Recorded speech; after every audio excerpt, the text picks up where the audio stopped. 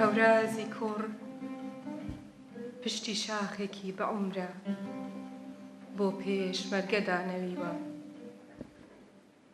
ئێوارەیە و ڕێچکە و ریزی لە دوای یەک بۆ پشت بناری ئەو دیوە.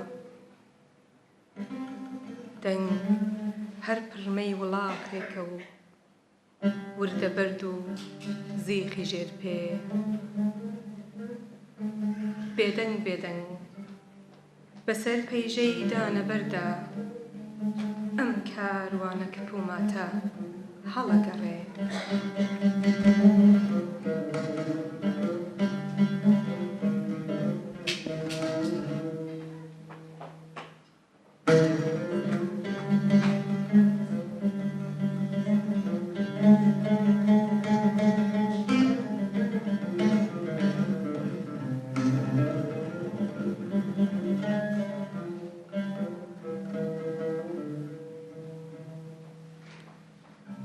بەسەر پشتی وڵاخەکەی پێشەنگەوە تەرمی شەهید دوو دەستی شۆڕ بەرەو زەوی. هۆپنچکی قۆشقۆڵاوی ئەوە زامێکی تازەیە لێی نەکەوی. ئێوارەیە خۆر وێنە کێشێکە لاواز دەستی دواتیشک درێژ ئەکاو بە ئاستەمێ. زەردە ڕەنگێ ئەدا لە لوولەی تفەنگ و یاڵی خوێناوی وڵاخ و ئینجا ئیتر چاو لێک دەنێ.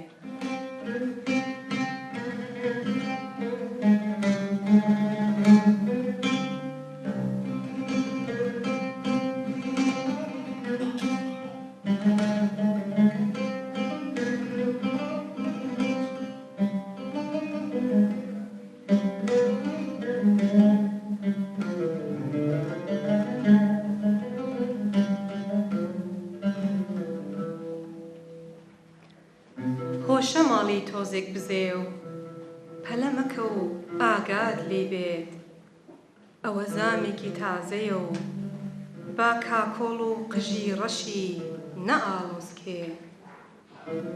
ئێوارەیە وا لووتکە چەتری هەورێکی زۆر بەنزمی لەسەر سەری خۆی هەڵداوە. هۆ لووتکەی بەرز، هۆ لووتکەی بەرز، ئەوا ئێستا ئەگەنە لات. مل هەڵبڕە و بەو هەورە تەنیایە بڵێ.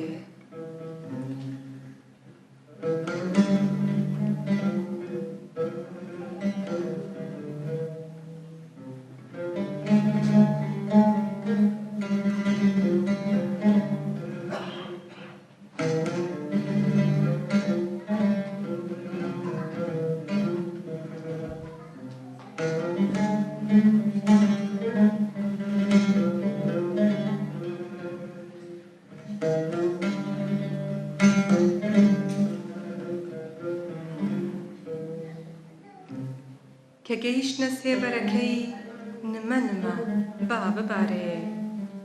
مل هەڵبڕە و سووک پێی بڵێ. شەهیدێکمان لەگەڵدایە ئەڕواتەوە بۆ دێکەی خۆی لەوێ ئەنوێ. سووک پێی بڵێ شەهیدێکە و زۆر توومیەتی و ئاوی دەوێ.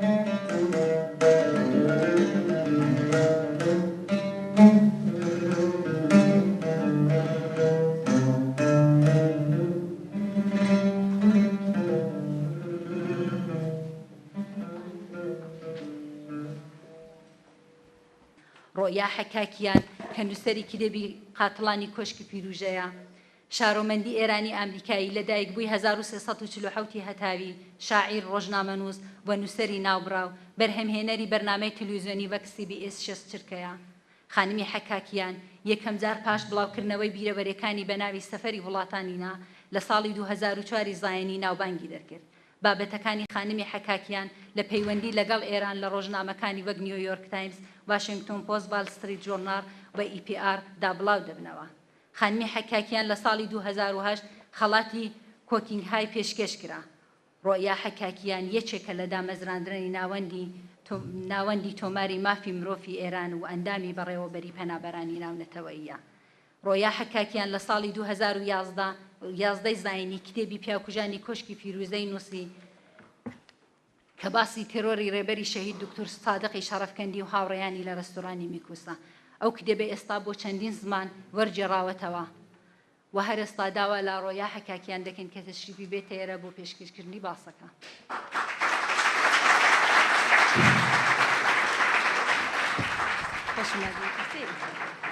سلام. من متاسفم که زبون زیبای کردی رو صحبت نمی کنم و از این بابت عذر میخوام از همه بینندگان امروز و سعی میکنم که تا اونجا که میشه کم حرف بزنم که توی جریان گفتگو با هم قرار بگیریم و شاید اونطوری شما فارسی منو بهتر بفهمید. آیا کسایی هستن که توی این جمع متوجه صحبت منن یا شاید من کوتاه‌تر بگم؟ به هر حال فکر میکنم که صحبتی که شما کردین چند دقیقه پیش خیلی مهم هست، به خاطر اینکه فکر میکنم یکی از جنبه‌های خیلی مهمی که جامعه کرد میتونه از طریقش به جامعه بزرگتر ایران کمک بکنه همین حفظ زیبایی‌ها، رقص‌ها، شادمانی، احساس خوشی هست که با اومدن این رژیم جمهوری اسلامی به کل توی ایران از بین رفته. برای همین دست زدن، پایکوبی کردن، شادمانی کردن، چیزای قشنگ دیدن، لباسای خوشگل پوشیدن، همه این کارهایی که در طی 35 سال اخیر رژیم جمهوری اسلامی توی ایران از بین برده و همه جزو کارها و فعالیت‌هایی هست که جامعه کرد در سراسر تاریخ خودش انجام داده و از طریق فرهنگ زیبای خودش توی ایران زنده نگه داشته، جزو یکی از کارهای و کمک‌های مهمیه که جامعه کرد میتونه به ایران و اپوزیسیون ایران حتی هنوز بده و امیدوارم که به این کار خودتون ادامه بدین. من خیلی خوشبختم و خیلی افتخار میکنم که امروز در جمع شما هستم و فکر میکنم شاید توی قسمت سوال و جواب یکی از چیزایی که شاید آسو بهش اشاره کرد و بقیه شاید کمتر میدونن اینه که من توی مسیر کار کردن روی کتابم که تحقیق روی کتاب من حدود 3-4 سال طول کشید. یه چیزی حدود 7-8 بار از امریکا به آلمان برای 2 هفته 3 هفته یه ماه سفر کردم و توی جریان این تحقیق من تونستم با آلمانیایی مصاحبه بکنم که نقش کلیدی توی جریان دادگاه و پیشرفت قضایی کیس میکونوس داشته باشن، از دادستان کیس گرفته تا شاهد 3 که از توی مخفیگاه خودش اومد بیرون و با من حدود 3 روز ملاقات کرد توی هتلی که من بودم و از جمله حتی پسر قاضی اصلی دادگاه میکونوس، قاضی کوپش که رئیس قضات دادگاه بود. من با همه این آدما ملاقات کردم. فکر میکنم من حتی از اولین خبرنگارایی بودم که تونستم همه این آدما رو با همدیگه پیدا کنم و نه برای 1 دقیقه 2 دقیقه 3 دقیقه بلکه برای چندین ساعت به حرفاشون گوش بدم. برای همین داشتم فکر میکردم از جمله موضوعایی که شاید برای شماها جالب باشه اینه که آلمانیایی که روی این کیس کار میکردن، اونایی که وارد پروسه قضایی این موضوع شدن، اونا چی میگن، اونا چی فکر میکنن، اونا داستانو چجوری میبینن. برای همین اگه کسی توی جمع علاقمند به این موضوع، من با کمال میل میتونم به بعضی از سوالاتتون جواب بدم. وقتی که من توی آمریکا راجع به این کیس میکنوس صحبت میکنم، یکی از توی جمعای امریکایی و انگلیسی زبان، یکی از چیزایی که همیشه به همه میگم اینه که اگه شما میخواین چیزی رو راجع به سیستم جمهوری اسلامی یاد بگیرین، راجع به این که جمهوری اسلامی اصلا چجور عمل میکنه و چه چیزهایی رو به کار میبره و چجوری میشه یک کاری کرد که جمهوری اسلامی رو به اون شکلی که باید و شاید شکست داد، بایستی به مورد میکنوس نگاه بکنین. یعنی من فکر میکنم که اگه قرار بود که یه خارجی بخواد چیزی راجع به وضعیت ایران یاد بگیره، راجع به چگونگی حرکت رژیم، راجع به اینکه چجوری افراد مختلف اپوزیسیون میتونن بین کردا و غیر کردا همه با هم کار بکنن، چجوری میشه از سیستم‌های حقوقی و دموکراتیک کشورهای میزبان استفاده کرد، همه اینا با هم توی کیس میکنوس نهفته است و کیس میکنوس رو میشه به عنوان یک مورد که بایستی همه مثل الفبا یاد بگیرن میشه به دنیای غرب معرفی کرد. حالا چرا؟ اولا من فکر میکنم به جنبه‌هایی از این داستان شما آسو توی صحبتشون اشاره کردن پیش از من.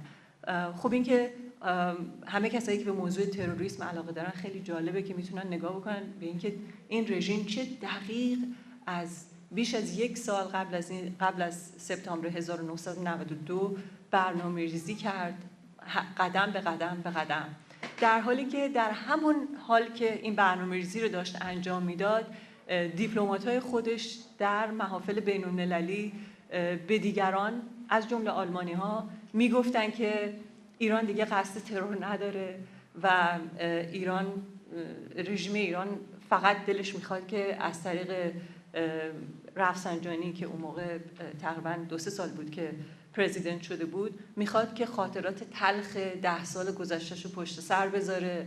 جنگ با عراق تموم شده بود، میخواد که فقط کشور رو بسازه، خمینی مرده بود، میخواست که تمام اون خاطرات تلخ 10-12 سال دوران جنگ و همه اینا رو بذاره کنار. این اون چیزی بود که توی جامعه بین‌المللی به دیگران میگفتن و شرایط اون موقع با شرایط الان ایران فرق چندانی نداره. اگه شما به مطبوعات خارجی الان نگاه بکنین، در عرض چند روز اخیر به خصوص توی امریکا همش صحبت اینه که حسن روحانی اومده و همه چیز عوض شده. حسن روحانی اومده و قراره که ایران تمام اون فعالیت‌های هسته‌ایش رو کنار بذاره، زندانیان سیاسی رو آزاد کرده و بقیه متخصصین ایران و فعالان و اینا همه دارن به این موضوع اشاره میکنن به عنوان یه اتفاق خیلی مهم توی تاریخ جمهوری اسلامی ایران. چیزی که من دارم بهشون بگم اینه که همین اتفاق سال 1991-92 از جانب رفسنجانی هم عینش اتفاق افتاد. رفسنجانی اومد یه شاخه زیتونی داد به روشنفکرای ایرانی خارج از کشور. خیلی هم داشتن فکر میکردن که وقت برگشتن اون دوران تیره رژیم جمهوری اسلامی تمام شده و به همین دلیل بود که من فکر میکنم که حتی اپوزیسیون غیر کرد توی خارج از کشور هم یواش یواش سیستم‌های دفاعی رو که برای حمایت از خودش همیشه به کار می‌برد گذاشت زمین. یعنی اونقدری که باید شاید به حفاظت و مراقبت از خودش خیلی دقت نمی‌کرد و خب دیگه همتون داستان رو میدونین. یعنی همون موقع که آلمانی‌ها شروع کردن اون دیالوگ کریتیکال و دیالوگ انتقادی رو برای ایران راه انداختن توی سطح اروپا که در واقع یه تلاشی بود از جانب آلمان که ایران رو دوباره به اروپا معرفی کنه و بیاد چهره جدیدی از ایران برای کشورهای اروپایی ترسیم بکنه، همون موقع بود که اونا داشتن قدم به قدم برنامه ترور رو توی میکونوس برنامه‌ریزی می‌کردن. و فکر می‌کنم که همینه که در واقع نشون میده که رفتار رژیم جمهوری اسلامی یه خورده سیکلیه، یعنی یه مدتی اوضاع توی ایران خیلی تیره و تار میشه، بعد خودشون میبینن که جامعه بین‌المللی بهشون پشت کرده، بعد شروع میکنن فکر کردن که حالا ما باید چه کار کنیم که دوباره رابطه خودمون رو با جامعه بین‌الملل بهتر کنیم. بعد یه چهره جدیدی مثل رفسنجانی، مثل خاتمی، حالا مثل روحانی به جامعه بین‌المللی معرفی میکنن، 2-3 تا زندونی آزاد میکنن، وارد دیالوگ کریتیکال میشن، نمیدونم وارد دیالوگ تمدن‌ها میشن، همونطوری که خاتمی اومد گفت. و با این رفتارا در واقع یه فضایی رو ایجاد میکنن که دیگران شروع میکنن باور کردن که چیزی به طور عمیق عوض شده، در حالی که نشده. و در مورد میکونوس هم همین اتفاق افتاد، یعنی همون موقع که آلمانی‌ها داشتن برای رژیم ایران فعالیت میکردن که کریتیکال دیالوگ درست کنن و قول میدادن که دیگه دست از تروریسمشون برمیدارن، اونا حمله رو کردن به میکونوس.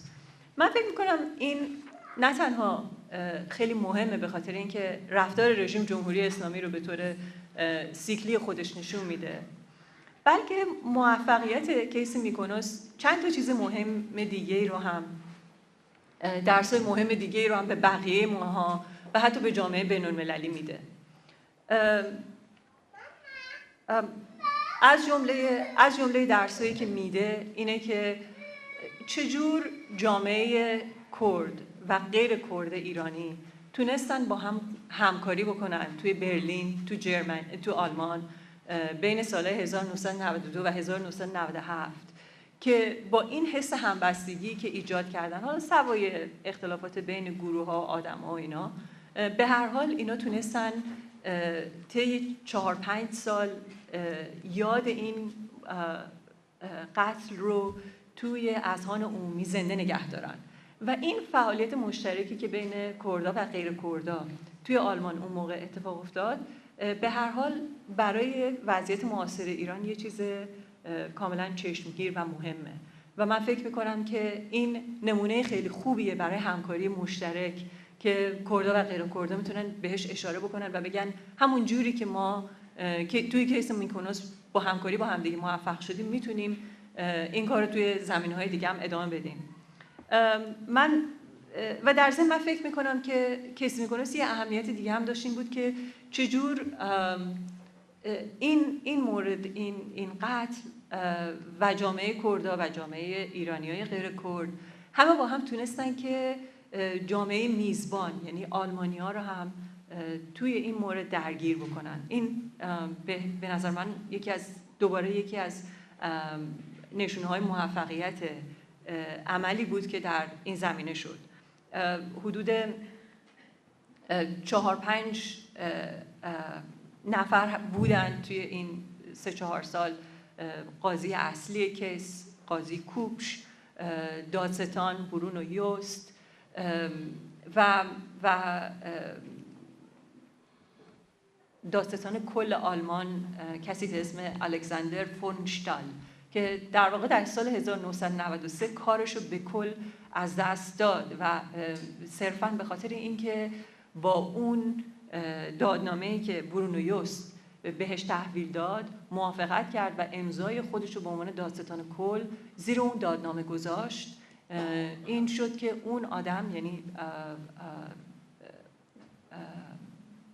دادستان کل آلمان که یکی از موفق‌ترین و درخشان‌ترین چهره‌های سیاسی آلمان بود، به کل از سیاست کنار گذاشته شد. یعنی سر یه مورد بسیار ناچیزی در آگوست 1993 مجبور به استعفا شد از پستش و دیگه هرگز نتونست توی سیاست آلمان نقشی بازی بکنه و الان حدود 20 و چند ساله که به عنوان 20 ساله که به عنوان یه آدم معمولی توی یه دفتر معمولی وکالت میکنه.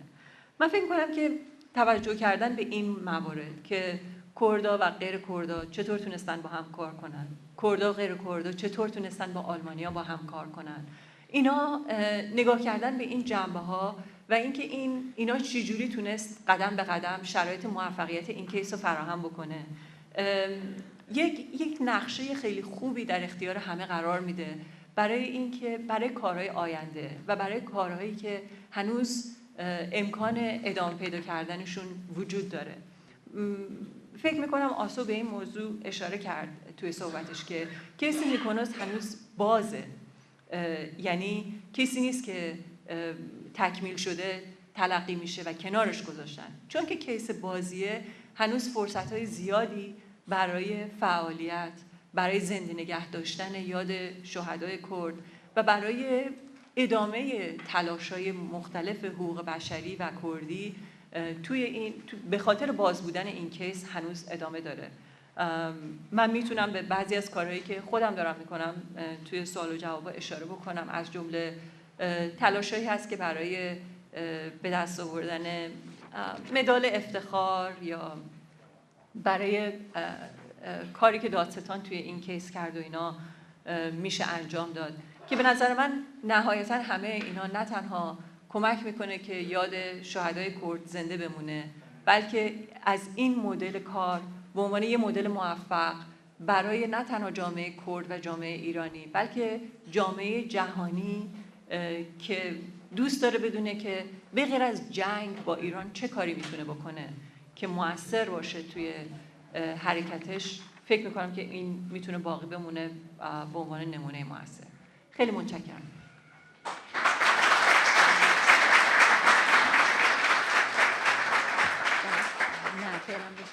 در بین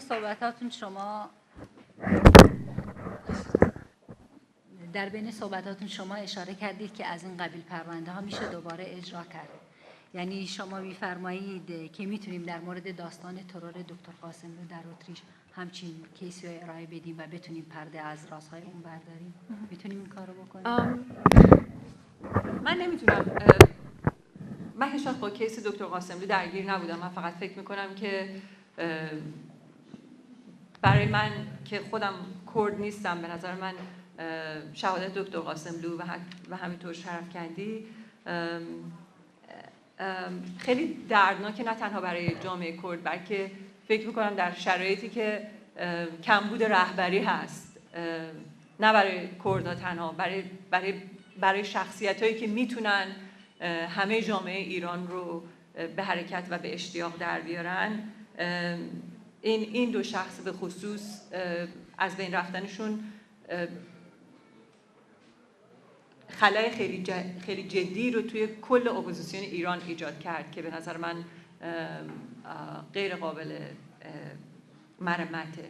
اما من چیزی که به نظر من حتی مهمتره و شدنی‌تره اینه که کیس میکونوس هنوز بازه و آدمایی که روی کیس میکونوس کار کردن همشون توی آلمان هستن و علاقمندن. یعنی دادستان کیس میکونوس درسته که الان بازنشسته شده ولی کماکان به موضوع علاقمنده و دنبال میکنه کیسو. تمام ایرانیایی که اونجا دستن در کار بودن و به نوع خودشون تونستن یه جورایی سیستم رو انگولک بکنن هنوز هستن.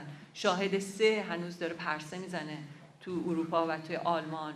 و مهمتر از همه اون قاتل اصلی که همونطور اشاره کردین که مسلسلچی هنوز دستگیر نشده و همه اینا شرایطی رو فراهم میکنه که به نظر من فعالیتایی که میشه در مورد میکونوس انجام داد کماکان ادامه پیدا بکنه. برای اینکه ما میتونیم کردا به خصوص، من چه کارم، میتونیم بگیم که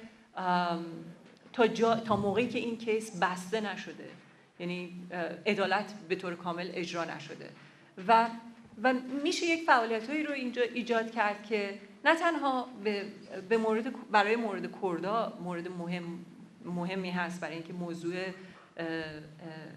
عدالت خواهی رو در مورد خلق کرد میتونه زنده نگه داره، بلکه میتونه یه سری از نمونه ها و دلایلی که همکاری مشترک بین ایرانیای غیر کرد و کرد میتونه همینطور ادامه پیدا بکنه و میشه ازش برای فرصت‌هایی استفاده کرد که از طریقش بهش به بی‌عدالتی‌ها و نقض موارد حقوق بشری که توی ایران دائم انجام میشه اشاره کرد و برای همین من فکر میکنم تا موقعی که این کیس بازه امکان فعالیت وجود داره، فقط بایستی فکر کرد که این فعالیت‌ها باید چی باشن. به طور نمونه من با آسو امروز صحبت میکردم و با گلاله دیروز حرف میزدم. من فکر میکنم که خب خیلی حیفه که یک کسی مثل دادستان کیس میکنوس هرگز جایزه از جامعه ایرانی، جامعه کرد، جامعه بین‌المللی دریافت نکرده. چرا؟ یه بار توی دنیا یه نفر اومده این همه از خودش مایه گذاشته، تلاش کرده که یه کاری رو انجام بده بر اساس وجدان خودش و موفق بوده. خب چرا جامعه حقوقی بین‌المللی به این آدم هیچ وقت جایزه‌ای نداده؟ گرچه من فکر میکنم به اندازه کافی اونو میشناسم، کسی اگه بخواد بهش جایزه بده اون احتمالاً قبول نمیکنه، ولی خب فکر میکنم این که ما تلاش بکنیم که قدردانی بکنیم از تلاش 4 ساله اون، در به خصوص با توجه به اینکه زنشو تهدید کردن، فتوا علیهش صادر کردن، پسر و دخترش سالها در ترس زندگی میکردن، چون اونا موقعی که این اتفاق افتاد اونا هر دو نوجوان بودن و دائم تهدید میشدن، فکر میکردن که قراره یه دیوونه نمیدونم حزب اللهی بیاد بکشتشون. خب من و شما به خاطر ایرانی بودن و کرد بودن میتونیم بگیم که تصمیم گرفتیم که اینجوری در خطر زندگی کنیم، ولی یه خانواده آلمانی که فقط به خاطر اینکه این کیس یهو اومده توی پروندهشون که لزومی نداشت که این کارهای قهرمانانه‌ای که کردن رو بکنن. برای همین من فکر میکنم که یه سری تلاش‌ها هست که هنوز میشه کرد که خیلی خیلی خوبه به خاطر اون نشون سمبولیکش، ولی درست هم هست و فرصت در عین حال فرصت زنده نگه داشتن این میراث میکنوس که به نظر من یه میراث بسیار بسیار ارزنده و از لحاظ حقوقی قابل واقعا ستایش هست رو هم زنده نگه داشت. برای همین من فکر کنم مثلا جایزه دادن به برونو ریوست که از نمونه هاشه. نمونه دیگهش اینه که من خودم که 2-3 سال روی موضوع کار کردم به اندازه یک انبار توی خونم عکس دارم، سند دارم، ویدیو دارم، مصاحبه‌های رادیویی، مصاحبه‌های تلویزیونی، آرشیو روزنامه‌ای. چرا همه اینا الان توی یه وبسایتی مثل یه موزه وجود نداره؟ یعنی فکر میکنم که کردها بهتر از هر ملت دیگه‌ای میدونن که برای تداوم خودشون، برای ادامه دادن به فعالیت‌ها و برای زنده نگه داشتن سنت و تاریخ خودشون نیاز دارن که گذشته رو همیشه به یاد بسپارن و برای اینکه خاطره گذشته رو نگه بدارن خب خیلی مسلمه که یک کیسی مثل کیسی میکنوس با این موفقیت چشمگیر تاریخی که داشته بایستی یه وبسایت داشته باشه، بایستی یه جایی رو داشته باشه که تمام عکس‌ها، تمام مصاحبه‌ها، تمام آرشیوهای روزنامه‌ای، همه اینا به طور خیلی قشنگ و دیدنی مثل یه موزه الکترونیکی وجود داشته باشه. من خودم پیشنهاد اینو نوشتم و این ور فرستادم ببینم که آیا کسایی هستن که میتونن روش کار بکنن، بهش کمک بکنن. ولی به هر حال فکر میکنم اون چیزی که من دوست دارم از این مورد امروز برای شما بذارم، همونطور که دارم میرم روی کتابای بعدیم کار بکنم، اینه که این یکی از بهترین داستانهای تاریخ 35 سال اخیر ایرانه. بهترین نه از این لحاظ که اون 4 نفر که جونشون از دست دادن این تاثیر تلخی برای شما و برای بقیه نذاشته روی همه ما، اما مهم و واقعا قابل ستایش به لحاظ اون اتفاقی که بعد از شب قتل افتاد و به لحاظ همه حاصله که داشت از فعالیت مشترک ایرانیا و کردا، ایرانیا و آلمانیا و اون کیس تاریخی و حکم تاریخی که از اونجا اومد بیرون، که روی همه اینا هم میشه از طریق به خاطر سپردنش یادش رو زنده نگه داشتن کار کرد، هم و از همه لحاظ مهم هم برای جامعه بین‌المللی هم برای جامعه ایرانی هم برای جامعه فعالان حقوق بشر، هم برای جامعه حقوقی و مسلماً از همه مهمتر برای جامعه کرد. بسیار متشکرم از صحبت‌های شما. فقط یه سوال دیگه پیش اومد، این که اسنادی که شما در اختیار دارید یعنی میتونه سندی بر محکوم کردن بیش از پیش جنایات مسئولان حکومت جمهوری اسلامی باشه؟ یعنی این آرشیو میتونه کمک بیشتری بکنه؟ من هیچی پیدا نکردم که دادگاه پیدا نکرده بود. در واقع من بهره گیری کردم از چیزایی که توی مسیر دادگاه در اختیار همه قرار گرفته بود. کاری که من کردم که فکر میکنم ویژه است و خاصه اینه که من تونستم با بیشتر یا قسمت اعظمی از دستاندرکاران آلمانی و ایرانی مصاحبه بکنم و بشینم و باشون حرف بزنم، از مصباحی گرفته تا آلمانیایی که اونجا بودن. و فکر میکنم که مسئله فقط محکوم کردن جمهوری اسلامی نیست، چون همونطوری که من همیشه فکر میکنم، همونطوری که احمد شاملو توی یکی از شعراش خیلی قشنگ گفته من عدوی تو نیستم، من انکار تو هم. یعنی به یه جایی میرسه که ما نمیتونیم همیشه خودمون رو در مقابل دشمنمون ببینیم، چون ما هم مثل دشمنمون بدریخت و زشت میشیم. از یه جایی ما باید بگیم که گور پدر دشمن، حالا من آرزوم برای فردای خودم چیه؟ اگه من این دشمن لعنتی رو نداشتم، من کی هستم؟ من میخوام چی کار کنم؟ من دنیای آیندم رو چی جوری میخوام بسازم؟ و برای همینه که من فکر میکنم ایجاد کردن یک محل یاد بود. حالا اگه ایران یه ایران دموکراتیکی بود، حتما ما هم مثل یهودی‌ها که برای هولوکاست موزه دارن، در آلمان موزه دارن، در واشنگتن موزه دارن، در اسرائیل موزه دارن، حتما ما هم برای قربانیان کردمون، برای قربانیان زندانیانمون توی سالهای 60 موزه درست می‌کردیم، بنای یادبود درست می‌کردیم. چرا؟ به خاطر اینکه مسئله فقط دائم مخالفت کردن با جمهوری اسلامی نیست. از یه موقعی مسئله این هم هست که ما به عنوان اپوزیسیون، ما به عنوان آدمای مخالف آینده خودمون رو چجوری می‌بینیم؟ ما چجوری می‌خوایم فردای خودمون رو بسازیم؟ یعنی از یه مرحله هم ما دیگه نمیتونیم فقط عزادار باشیم و نمیدونم به فکر مبارزه باشیم. از یه طرف ما می‌خوایم که ببینیم خوشبختی رو چجوری می‌خوایم معرفی بکنیم به مردم خودمون. برای همین فکر می‌کنم برای بنا کردن اون تأسیسات خوشبختی چیزی که لازمه به یاد سپردن گذشته،